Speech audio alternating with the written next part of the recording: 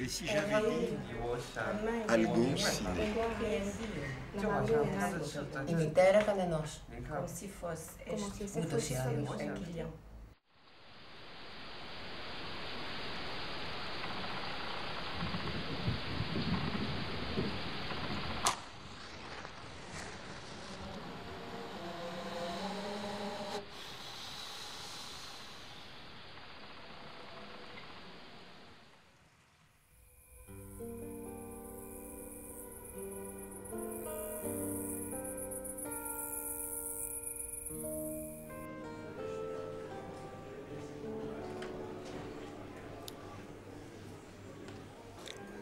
Parler, nice, lago. Je parle est un énoncé homologue à tout énoncé en première personne, à cette différence près que l'on connaît bien, par laquelle l'action énoncée est, dans ce cas, identique à celle de l'énonciation. Il faut pour cela que cet énoncé, je parle, soit seul et décontextualisé. Car si je dis ou si je laisse entendre par mon ton des valeurs comme « je parle, taisez-vous » ou « je parle, laissez-moi tranquille », l'action de parler devient identique, comparable à celle de manger ou de lire. Mais « je parle », énoncé absolument, séparé de tout, ne dit rien d'autre que ce qui s'articule par ces deux mots. Or, ce qui s'articule là est une redondance. Chaque mot dit ce que dit l'autre. Je ne peut qu'être une parole et ne dit rien d'autre que le parler lui-même. Pour son compte, parle ne dit que le fait que quelqu'un parle, ce qui ne se peut que si ce quelqu'un dit « je ». Je peux dire « tu parles », mais pour le dire, il faut que je parle. Je ne se donne qu'en tant que parler de la parole. Mais qu'est-ce que cela veut dire? Je ne serait-il jamais rien d'autre que le parler, le air, en tant que parlant et parler, et en même temps, qui parle en effet? C'est la parole qui parle. Ce n'est pas un émetteur antérieur à elle. L'énonciation n'est justement pas une émission. On peut considérer que le son est émis, mais non le sens. Et même cette distinction est fragile, car où est le sens sans le son? Nulle part. Mais ce nulle part est précisément ce qui résonne dans le son, parlant, parler. Est-il donc possible qu'une parole soit privée de sens? Non. Si c'est une parole et non pas un bruit.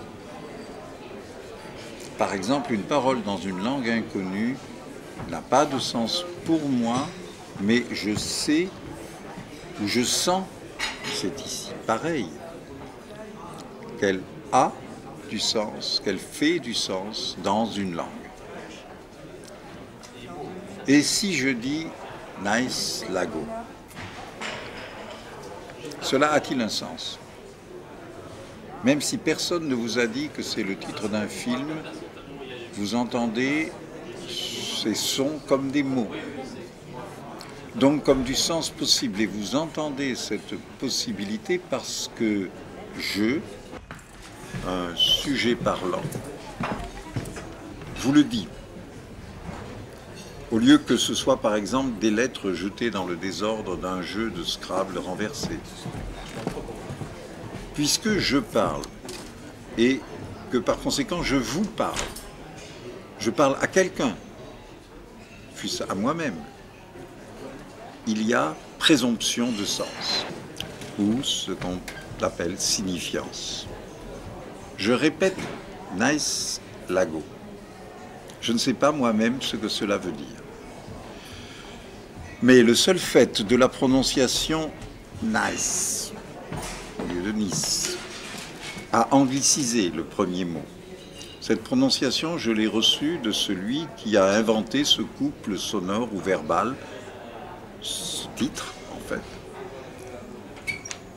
Et elle traduit ou elle trahit déjà une intention au moins confuse, donc une signifiance latente.